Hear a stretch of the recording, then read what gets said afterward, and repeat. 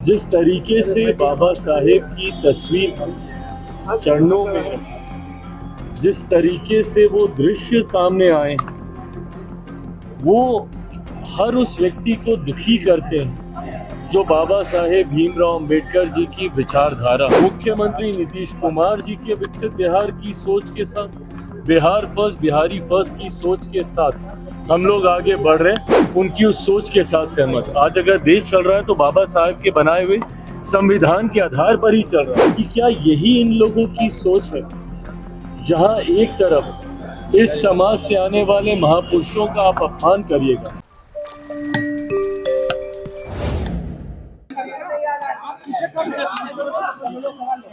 प्रधानमंत्री मोदी बिहार आ रहे हैं, कैसे देख रहे हैं दौरे को? बहुत महत्वपूर्ण दौरा उनका बिहार का कल होने जा रहा है। नहीं, बिल्कुल प्रधानमंत्री जी, खुशी हम सब बिहारियों को इस बात की है कि प्रधानमंत्री जी की प्राथमिकता में जिस तरीके से बिहार दिखता है, ये दर्शाता है कि विकसित बिहार बनाने के लक्ष्य को लेकर मेरे प्रधानमंत्री कितने ज्यादा गंभीर हैं।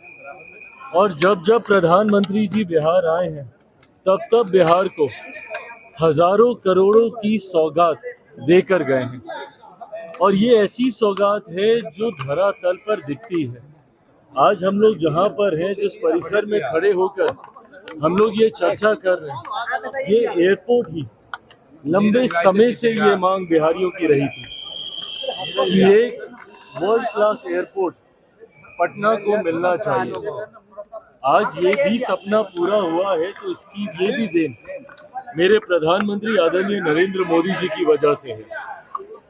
ऐसे में कल उनका आना पुनः विकसित बिहार की नींव को मजबूत करने के उद्देश्य के साथ है।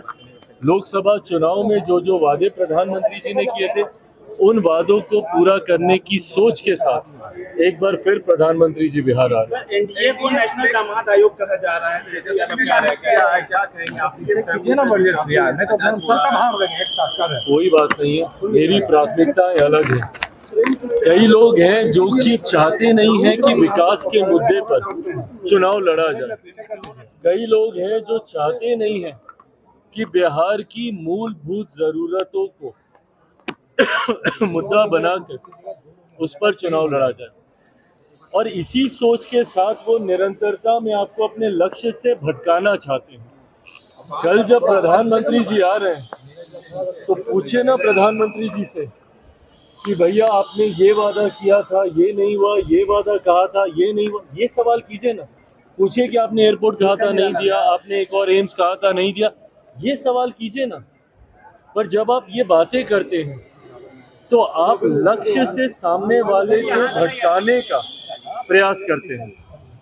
और अगर मेरा जिक्र करें भैया, हम तो किसी को नहीं कह रहे कि कोई बहन भाई आयोग बनना चाहिए। मुख्यमंत्री नीतीश कुमार जी के विकसित बिहार की सोच के साथ, बिहार फर्स्ट बिहारी फर्स्ट की सोच के साथ हम लोग आगे बढ़ रहे हैं।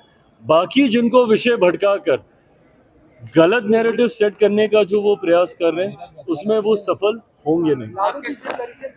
अम्बेडकर का